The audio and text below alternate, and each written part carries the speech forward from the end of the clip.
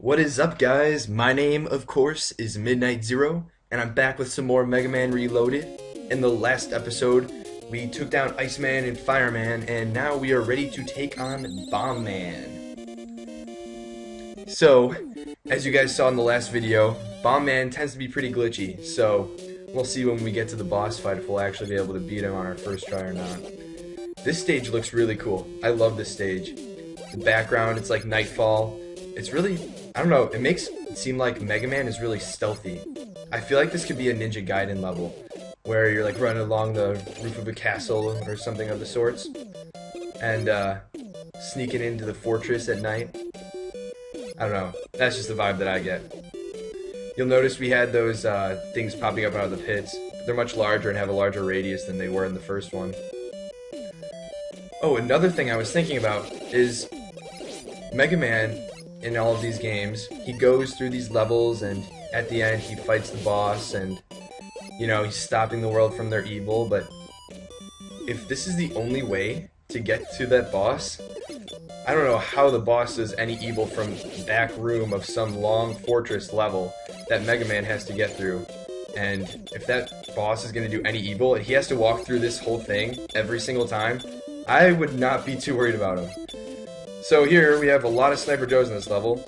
This reminds me of like one of those old westerners where it's like the duel, where they're just standing there and there's one-on-one platform staring at each other and then they fire as soon as they can. Except, well, yeah. I don't know. It also reminds me of Dodgeball, the Average Joes and I think like the Purple Cobras, I don't know, something. Where it's that epic last scene where they're both standing there in their allotted area, blindfolded, and I don't know, this is what it reminds me of. Although we're not blindfolded, though. Sniper Joe might be considered blind because he only has one eye. I don't know. I guess I'll leave that for you guys to decide. But seriously, these Sniper Joes get really annoying. They're everywhere. And we get hit there. Ugh, yes, we make that jump. And guess what, guys? Another Sniper Joe! Surprise! But at least while we fight this guy, we get to take the time to look at the nice background, which is always wonderful. And we get to listen to some awesome music, arguably the best. This music is featured in Mega Man 2. I won't spoil which robot, but it's one of my favorites of all time, across any Mega Man game, even the other series like the Battle Network and Zero. And awesome, we are at the halfway point, so we're cruising through this level. Hopefully things keep going well. We have our Meteors here, annoying. That sound that it makes when you hit the shell of the Meteor, it's pretty annoying after a while, especially because you have to hit him 3 times, so it's very likely that you'll hear it quite a bit. Oh well. Guess you just gotta live with it. What I also like about the background is that those clouds have like a purple like shadow to them. I don't know, it's really cool. If you couldn't already tell, I'm just overall really impressed with the graphics. And we're almost at Bombman. Come on.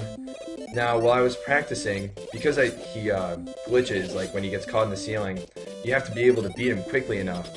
And I was able to with Fireman, but there are still times where he jumps right off the bat and glitches in the ceiling. So I am going to save state here. And here we go.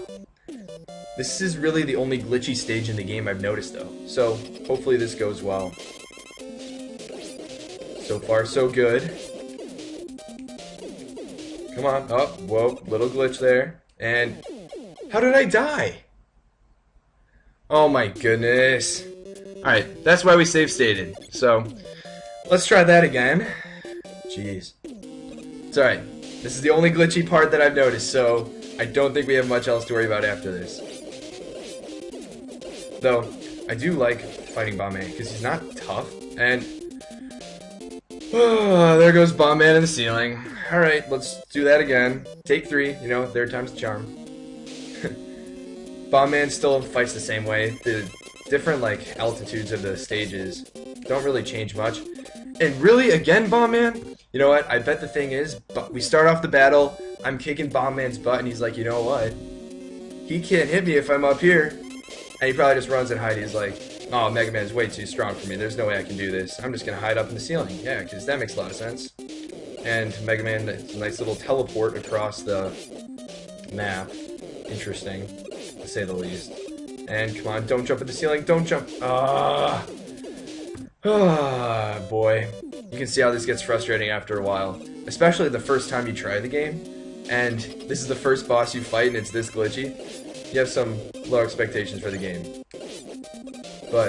And really, Bombman? Sorry, if this gets excessive, I'm just going to cut out some of them and skip to when I actually beat him. But it is possible. I have done it before. I promise. So, while I have the time and we're fighting Bombman over and over, I was thinking, wow, sorry, what if Mega Man could think, and he was like his own independent character? Now, I know Mega Man isn't real and he's being controlled by us through like a circuit in our controller and the computer, and so I don't need any people in the comments being like, oh, that could never happen, but wouldn't it just be funny if Mega Man were alive and thinking, and all he wanted to do was play? So he's trapped in this computer, and he figures, you know, rather than sit around in this black screen all day, I'd much rather play the game. So what I'll do is, when somebody tries to play the game, I'll do exactly what they're telling me. And that might be the reason why sometimes the controller doesn't work, and I don't know. It'd just be funny. You can imagine like all of these little sprites doing what they're told just because they want to be in the game and playing, and they know that if they don't, we're probably gonna rage quit and the game's off and they go back to their boring lives. So that's what goes on in the imagination of Midnight Zero. Alright. Come on, Bombman, please. I just want to beat you.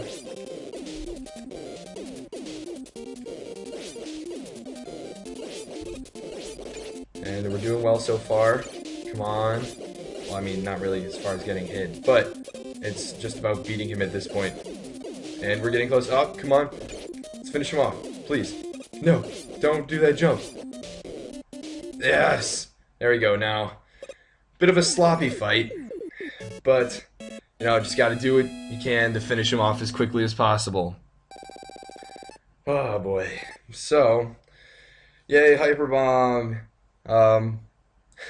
You know what that means. We're taking on Gutsman next. So, let's get going with that.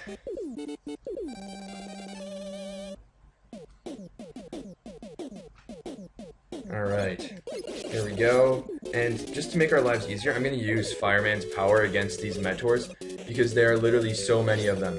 They are all over this level, and they just get so annoying because they whittle away your health slowly, so that by the time you get to Gutsman, you have close to no health. And we all know Gutsman is really random with his attack order and what he can do, so you never really know how much you're going to get hit, sadly.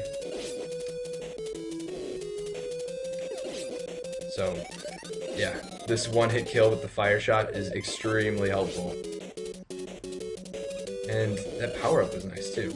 And I meant to switch back to the Buster for this guy, but that's okay. Come on. Put your shield down. There we go. Come on. Alright. And back to the fire weapon. Nice. Some helpful health. I'll take it.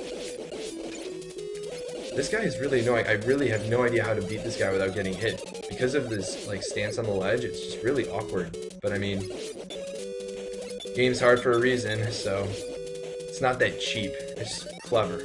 Clever's a good way to put it. Alright, let's grab that extra life. Nice. And here we are with a checkpoint. Yes, checkpoints are nice. And a little bit of health. That's good. Good as always. Hopefully we can refill our fire weapon a little bit. Nope, just some score. That's okay. Okay, more of these things.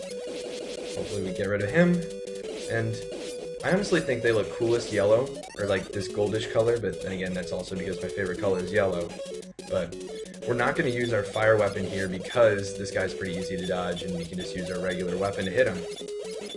So, I apologize for the constant shell sound. We're just waiting for this Mentor to peek his head. What wimps, really? Almost at the end here, and charge! Attack that guy, and we'll get him. Ooh, I could have used that for my fire weapon. That's okay. And this Mentor is going crazy. We got him. Can't stop this. Alright, let's see if we can freeze this guy right at the right place so we can jump over him. Nope, it's not gonna happen. Come on. Oh, yeah. Wow, I am surprised. This is the first time this has actually happened. We're gonna be going into Gutsman's battle with full health. That's nice. This is actually really convenient. Wow. So, we enter Gutsman's stage, and we have an annoying platform in the center, and the battle pretty much goes the same way as the first one did.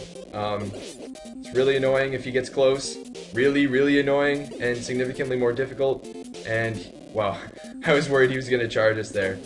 I would not be surprised, and we keep just barely missing him with these bombs. The explosion is literally like maybe a couple pixels out of range.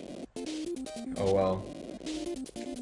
You'll notice the jumping patterns are really weird because if you get hit, there are times where you literally just cannot dodge because you're knocked down on the ground by Gutsman's jump, and then you're hit and you just get destroyed.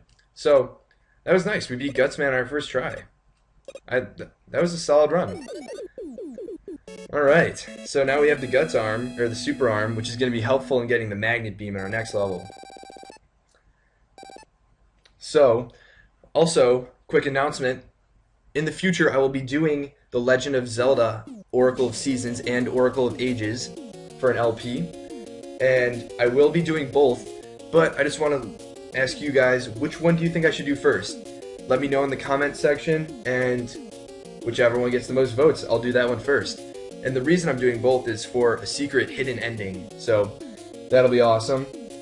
And if you enjoyed this video, or you're like me and can't fall asleep on hot days, hit that like button, and if you're looking forward to more Mega Man Reloaded and other great games, please subscribe. Until then, this has been Midnight Zero, and peace.